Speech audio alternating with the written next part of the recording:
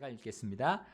이는 유대인과 그리스인 사이에 차별이 없기 때문이라. 이는 모든 것 위에 계신 동일한 주께서 그분을 부르는 모든 사람에게 부요하시기 때문이라. 함께 읽겠습니다. 이는 누구든지 주의 이름을 부르는 자는 구원을 받을 것이기 때문이라. 아멘. 오늘 밤의 설교 제목은 모든 것 위에 계신 동일한 주의 이름. 모든 것 위에 계신 동일한 주의 이름입니다. 자, 우리 하나님의 구원 앞에서는 민족에 따른 차별이 없습니다. 왜냐하면 위에 계신 주님은 어떤 다른 배경의 민족들이라 할지라도 똑같은 주이시기 때문입니다. 피가 달라도 혈통이 달라도 똑같은 주이십니다. 하나님은 모든 세상에 대한 주권을 가지고 계시고 모든 민족에 대한 주권도 가지고 계십니다.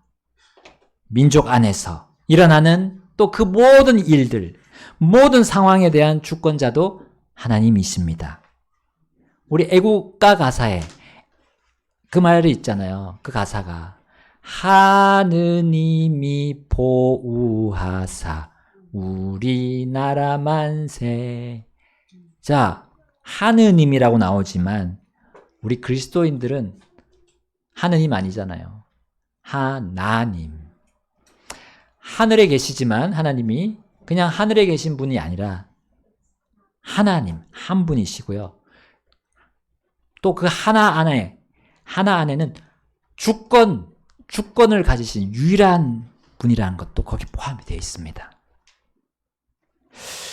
자, 하나님이 보호하사 우리나라 만세입니다. 경제, 사회, 문화 모든 분야들에 대한 주권자도 누구십니까? 하나님이십니다. 기본 단위, 우리 사람의 기본 단위는 무엇입니까? 그 모든 모임의 기본 단위. 홈, 가정이죠. 가정. 가정의 주권자도 하나님이십니다. 그래서 복음의 그 대상이 모든 피조물인 거예요. 너희들 모든 피조물에게 가서 복음을 선포하라고 마가복음에 나옵니다.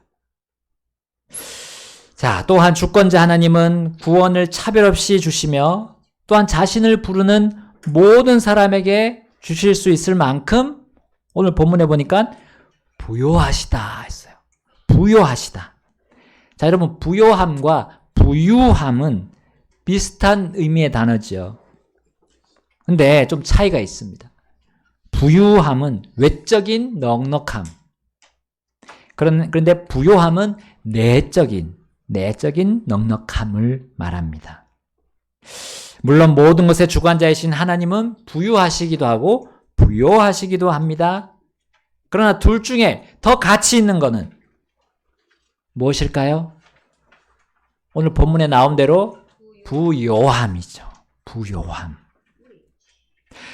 자, 특히 하나님이 자신을 부르는 모든 사람에게 주시는 구원, 그 구원은 더더욱 부요함과 짝이 맞죠. 구원은 부요함과 직결이 됩니다. 하나님의 구원이 부유함과 연결되는 것으로 여기면 우리가 큰 착오를 겪을 수 있습니다. 자, 우리는 실제적으로 예수님을 믿고 구원받는 것을 부유함으로 여기는 신뢰들을 보고 있잖아요. 자, 교회를 찾아오는 사람들 가운데 생계를 위해 오는 경우들이 있습니다. 혹은 인생에서 필요한 뭔가를 얻기 위해서 교회에 오는 경우도 있습니다. 돈, 결혼, 성공, 교육, 인간관계 다양합니다. 자, 물론 처음에 교회에 발을 디딜 때 그런 생각으로 왔다가 나중에는 이 말씀으로 복음과 진리의 말씀으로 변화돼서 주의 이름을 부르는 사람들도 있죠. 그러나 이런 경우는 주의 이름을 복음과 진리로만 연결지어서 제대로 전하는 올바른 선포자들이 그 교회에 있기 때문입니다. 그런데 그 교회에 어떤 교회는 복음 선포자가 아닌 기복신앙자들이 있는 경우가 있죠. 그러면 이제 구원과 복음, 나아가 진리마저도 변질되어 있는 교회임으로써 어떤 것을 양산합니까? 이제 거짓된 신자들을 양산하게 되는 거죠. 주권자 하나님은 자신을 부르는 모든 사람에게 죄와 사망과 영원한 멸망으로부터 구원받도록 일하시는 거죠. 우리의 삶이 이렇게 개선되고 좀 더 나아지고 넉넉해지고 이게 구원의 의미가 아니잖아요. 하나님은 그렇게 일하지 않으십니다. 내적인 변화가 먼저 일어나되 완전히 거듭나는 게 먼저 되도록 하나님께서는 교회를 통해서 일하시고 또 거기서 바로 자신이 원하시는 구원을 주시는 거죠. 그리고 자신이 원하시는 그것이 우리 사람에게 그 무엇보다도 그 어떤 복보다도 복인지를 우리에게 말씀해 주십니다. 주님은 그 어떤 외적인 생명보다 내적인 생명을 주시기 위해서 일하시는 그 이름 속에 바로 주의 이름이 들어있는 겁니다. 자, 이러한 구원의 주이신 하나님은 이러한 자신의 속성을 알고 자신을 부르기를 원하세요. 그러지 않으면 그 부르짖음이 개인적인 뜻이 됩니다. 사적인 욕망이 되는 거죠. 자신의 뜻이 아닌 사람의 뜻으로 부르면 주님은 듣지 않으십니다. 그것은 다름 아닌 우상 숭배이기 때문입니다. 자신의 욕심, 욕정에 따른 그 모든 것과 그 모든 사람과 그 모든 존재가 우상이라고 우리는 부릅니다. 하나님은 바로 자신을 알고 부르는 모든 사람에게만 구원을 주시는 구원의 주이십니다.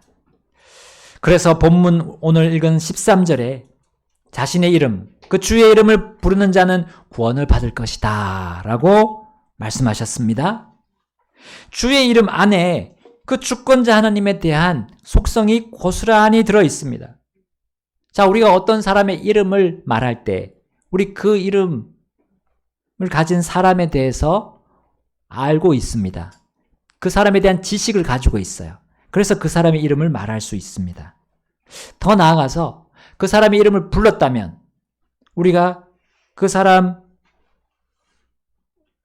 어떤 할 말이 있거나 어떤 요청할 것이 있음이 드러내는 거죠. 있다는 걸 드러내는 겁니다. 사람이 하나님의 이름인 주를 부른다는 것, 이것은 사람이 사람의 이름을 부른 것 이상의 의미가 들어있어요. 자, 그러나 주 하나님이 나 자신에게 무엇을 주기를 원하시고 왜 주기를 원하시는지 모르고 부를 수가 없다는 거죠. 하나님의 이름을 부를 때 우린 그 하나님에 대해서 알아야 되죠. 그리고 아는 상태에서 부르는 겁니다. 하나님은 우리에게 구원을 주시기 원하시고 또 그 구원이 어떤 것인지를 가르쳐 주시고 그것을 내가 알고 하나님께 나아가서 주님의 이름을 불러서 구원을 얻기를 주님은 원하십니다. 그분에 대해서 알게 되면 우리가 어떤 뭔가 필요한 것이 생겨요. 그것이 몸에 대한 부분이라기보다 외모적인 부분이라기보다는 내적인 거라는 거죠. 속에 있는 거. 영혼의 필요를 느끼게 됩니다. 그것 때문에 우리가 주님 앞에 나아가서 주님의 이름을 부를 수 있는 거예요. 내적인 필요 때문에요. 자, 성경에서 주의 이름을 주의 뜻을 알고 필요해서 부른 그 첫 번째 신뢰가 있습니다. 창세기 4장 26절, 우리 창세기 4장 26절로 가보겠습니다. 셋, 그에게도 아들이 태어났으니 그가 그의 이름을 에노스라 불렀으며 그때의 사람들이 주의 이름을 부르기 시작하였더라. 아멘. 자, 아담이 가인과 아벨 후에 그 다른 아들을 낳았을 때 이브가 그의 이름을 셋이라 불렀어요. 자, 그 이유는 25절과 같습니다. 25절에 이제 무엇이 있습니까? 네. 자, 25절에 나왔죠? 그 이유가 하나님께서 가인이 살해한 아벨 대신에 다른 씨를 내게 정해 주셨기 때문이었죠. 자, 이분은 아벨이 죽은 후에 낳은 그 아들을 통해 아벨의 믿음을 이어받는 그런 자손들이 있기를 소망했을 거라고 저는 믿습니다. 바로 셋 이후에 그의 아들인 에노스가 태어났고 바로 그 시절의 사람들이 주의 이름을 불렀다고 주님은 여기에 기록하셨습니다. 자, 그러면 왜 그때 그들이 주의 이름을 불렀을까요? 어떤 필요가 있지 않았을까요? 단지 먹을 걸 달라고 하기 위해서 그렇게 불렀을까요? 주님의 이름을 불렀을까요? 자, 영적인 필요를 느꼈습니다. 가인과 그의 자손은 하나님에 대한 믿음에 배교했기 때문이에요. 자, 16절부터 24절이 그것을 보여주고 있습니다. 그 위에 부분들이요. 가인의 후손 중에 이제 라멕이 태어났는데 그 라멕은 이제 장성해서 자신을 다치게 한 청년을 죽였어요. 이어서 라멕은 그 자신의 복수를 정당화했습니다. 셋의 아들 에노스 시대로 따진다면 이 가인의 후손은 라멕보다 훨씬 전부터 하나님을 경외함이 없었다는 거, 우리 문맥상으로 볼 수 있습니다. 그 이유는 무엇이었습니까? 그 이유는 그들이 누구의 이름을 가지고 그들의 삶을 경영했느냐에 그 이유에 정답이 있습니다.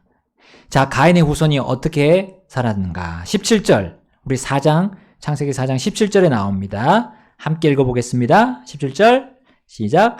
가인이 자기 아내를 알았더니 그녀가 수태하여 에녹을 낳았고 그가 한 도시를 세워 자기 아들의 이름을 따라 그 도시의 이름을 에녹이라 부르더라. 자기 아들의 이름을 따라. 자기 아들의 이름을 따라 그 도시의 이름을 에녹이라 불렀습니다. 가인이 낳은 아들인 에녹의 때는 셋과 에노스와 같은 시대를 의미합니다. 왜 에노스의 때 사람들이 주의 이름을 부르게 되었는지, 자, 이 장면을 통해 우리는 알 수 있습니다. 그 전까지는 사람의 이름을 부르는 그런 우상 숭배가 가인 외에는 거의 없었어요. 사람에게 소망을 두는 일이 매우 드물었던 때였습니다. 그들의 조상인 아담과 이브가 살고 있었고 그 하나님의 은혜를 입고 믿음으로 살고 있었던 때였어요. 죄악이 늘어나기 전이었습니다. 그러나 가인을 통해서 이제는 죄악이 점점 불어나기 시작했던 거예요. 그로 인해서 사람들은 창조주이신 하나님을 기억하기 싫어하기 시작했습니다. 주권자이신 하나님을 삶의 주인이자 삶의 우선순위에서 점점 밀어냈던 거예요. 그들은 조상들의 믿음의 삶을 보여주면서 주의 이름을 찬양하기를 멈췄습니다.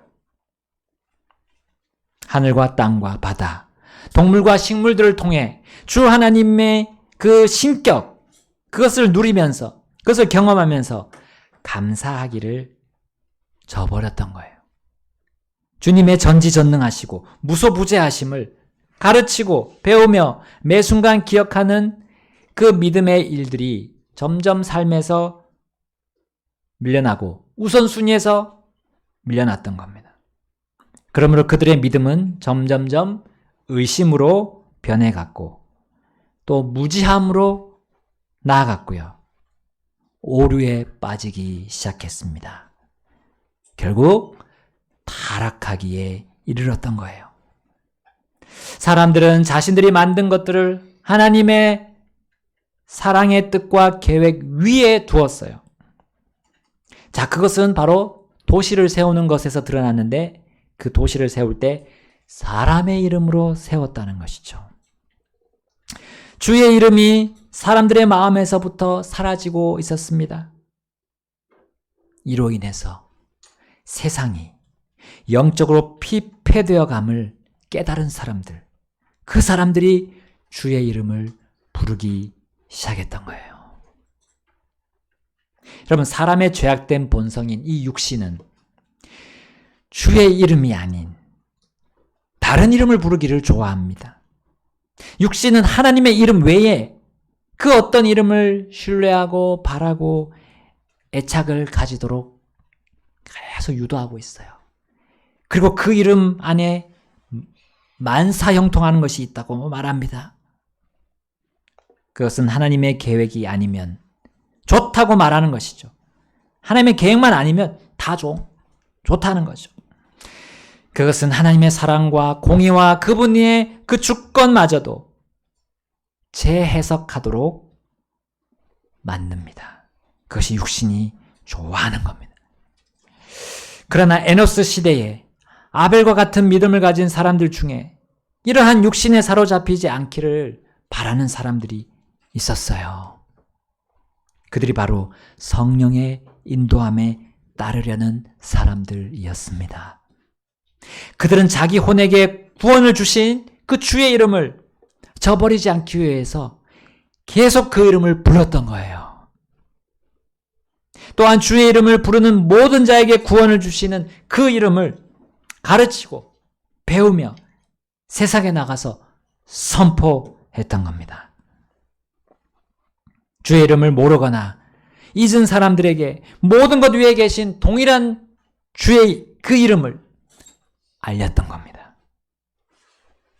여러분, 이것이 바로 주 삼위일체 하나님, 그리고 모든 세대 하나님의 이름 안에서 나오는 동일한 활동이라고 할 수 있어요. 창조자이시자 주권자이신 주님이 그 모든 세대에 걸친 동일한 뜻과 계획이 바로 이것입니다. 주의 이름을 부르는 거예요.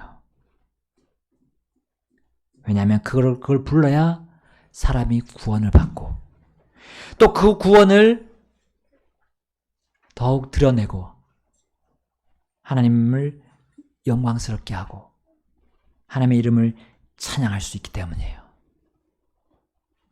자, 우리 다시 본문 로마서 10장으로 가보겠습니다. 8절, 그러나 그것이 무엇을 말하느냐? 말씀이 내게 가까이 있어 내 입에 있으며 또 내 마음에 있다 하니 그것은 우리가 선포하는 믿음에 속한 그 말씀으로. 함께 9절 10절 읽겠습니다. 곧 내가 만일 내 입으로 주 예수님을 시인하고 하나님께서 그분을 죽은 자들로부터 일으키신 것을 내 마음속으로 믿으면 내가 구원을 받으리라는 것이라. 이는 사람이 마음으로 믿어 의에 이르고 입으로 시인하여 구원에 이르기 때문이라. 아멘. 사람이 자신의 영혼의 필요를 알고 주의 이름을 부를 때는 주께서 자신을 구원하는 권능이 있음을 믿고 부르는 것입니다. 믿고 주님의 이름을 부르는 것이에요. 곧 창조자이시며 주권자이신 예수님만이 구주이심을 믿고 부를 것입니다. 주 예수님만이 죽은 자들로부터 일으켜지셨음을 믿고 그분의 이름을 부를 것입니다. 여러분, 우리 모두는 그렇게 주님의 이름을 부르지 않았습니까? 우리 모두는 우리를 구원할 다른 이름을 하나님께서 사람들 가운데 주지 않으셨음을 믿고 주의 이름을 불러 구원을 받았습니다. 여러분, 믿음이란 무엇입니까? 보이지 않지만, 우리의 눈으로 보이지 않지만 하나님께서 알려주시고 제시하신 그분, 그 주 예수님에 대해 듣고 받아들이는 것이 믿음입니다. 사람의 생각과 뜻을 다 내려놓고 하나님이 주신 것을 온전히 받아들이는 것이 믿음입니다. 그러므로 우리가 주의 이름을 부르기 전에 결단코 믿음이 빠질 수는 없어요. 로마서 10장 14절 우리 함께 읽어보겠습니다. 로마서 10장 14절 자, 시작. 그런즉 자기들이 믿지 아니한 분을 그들이 어찌 부르리요? 자기들이 듣지도 못한 분을 그들이 어찌 믿으리요? 선포자가 없이 어찌 들으리요? 아멘. 주의 이름을 부른다는 것은 주님을 들었어. 아는 거예요. 일단 이해하는 거죠. 그리고 그분이 나의 구주인 것을 믿음으로 불렀다는 겁니다. 누군가 주님에 대해 선포하지 않았다면 우리는 들을 수 없었고 믿을 수도 없었고 구원도 받을 수 없었습니다. 그러므로 구원의 선포자는 모든 세대에 항상 있어 왔습니다. 주의 이름에 대해 듣고 믿고 부를 수 있도록 선포한 자들이 인간 역사상 없었던 적이 없습니다. 이것이 주의 이름의 놀라운 활동입니다. 위대한 활동이죠. 하나님은 복음을 선포할 사람들을 보내는 일을 계속 하고 계십니다. 로마서 10장 15절 16절 함께 읽겠습니다. 15절 16절 시작. 또 그들이 보내어지지 않았다면 그들이 어찌 선포하리요? 이것은 기록된 바 화평의 복음을 선포하며 좋은 일들의 기쁜 소식을 가져오는 자들의 발이 어찌 그리 아름다운가 함과 같으니라. 그러나 그들이 모두 복음에 순종한 것은 아니니라. 이는 이사야가 이르기를 주여 우리가 전한 것을 누가 믿었나이까 하기 때문이라. 아멘. 아름다운 발이 있었습니다. 하나님의 복음을 가지고 가는 발이 있었던 거예요. 가만히 있으면 복음이 우리에게 전달될 수 없었어요. 하나님의 인도에 따라가는 발이 있었습니다. 성령님의 인도에 따라가는 발이 있었어요. 예수님이 하신 그 발 똑같이 그 발걸음을 똑같이 간 사람들이 있었어요. 아버지가 원하는 그 아버지의 마음을 알고 간 사람들이 있었어요. 아버지의 긍휼의 마음. 탕자가 돌아온 그 긍휼의 마음을 가지고 갔던 이 선포자들이 있었습니다. 내가 주 하나님 곧 주 예수님에 대해 들었고 이제 믿음으로 불러서 구원을 받았다면 그 누구나 선포자입니다. 선포자는 입으로 주 예수님을 시인하는 증인이에요. 화평의 복음을 선포하는 사람이 된 겁니다. 좋은 일들의 기쁜 소식을 가져오는 사람이 되었습니다. 그들이 복음을 들은 후에 순종하지 않더라도 이 사실은 변함이 없습니다. 그들이 좋은 일들의 기쁜 소식을 전했음에도 믿지 않는다고 해도 구원받은 자들은 복음 선포자임이 확실합니다. 이스라엘 북왕국 또 유다 남왕국이 멸망하고 망해가는 시점에서 이사야는 이 복과 저주를 담은 하나님의 말씀을 선포했습니다.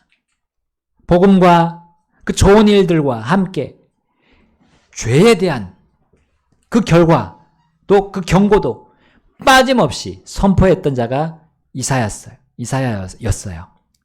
그러나 그는 한편으로는 실망했습니다.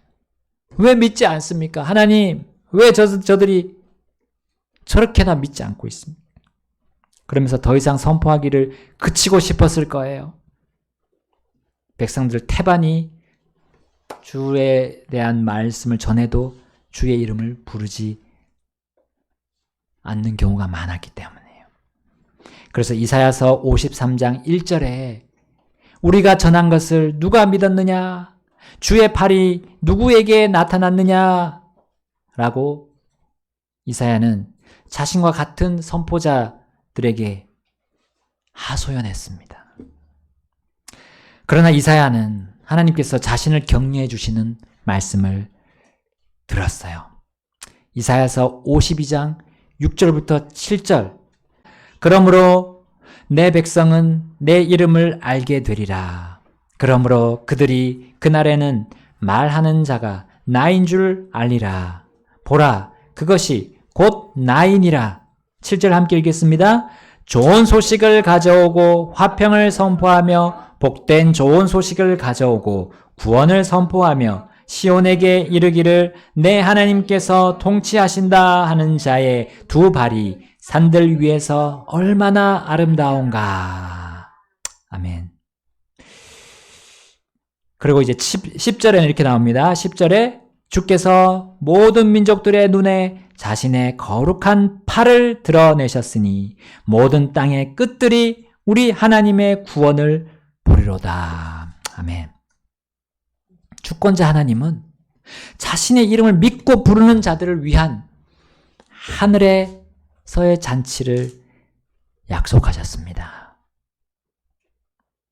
거기에 반해 믿지 않는 자들의 끔찍한 결말도 예비하셨어요. 자, 그렇다면 주님은 자신의 이름을 선포하고 전하는 사람들에게 얼마나 더 아름다운 보상을 준비해 놓고 계실까요? 자신의 이름을 부르면서 하나님의 이름을 신뢰하면서 그분과 함께 일생을 보내는 사람들에게 하나님께서는 자신의 위대한 그분의 이름을, 그 이름을 걸고 이사야에게 약속하신 거예요. 이사야서 66장 22절, 66장 22절에 이렇게 나와 있습니다. 이는 내가 만들 새 하늘들과 새 땅이 내 앞에 남아 있을 것과 같이 너희 씨와 너희 이름도 남아 있을 것이기 때문이라 주가 말하노라. 아멘.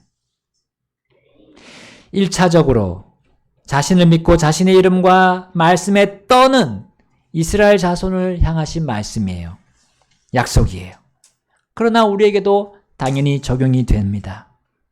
우리도 새 하늘들과 새 땅을 상속으로 받을 것이기 때문입니다. 사람들은 자신의 이름이 남기를 소원합니다. 그리고 그렇게 인생을 마무리하길 원해요. 그러나 모든 것 위에 계신 동일한 주 하나님 앞에서 자신의 이름을 남길 수 있는 사람은 어떤 사람일까요?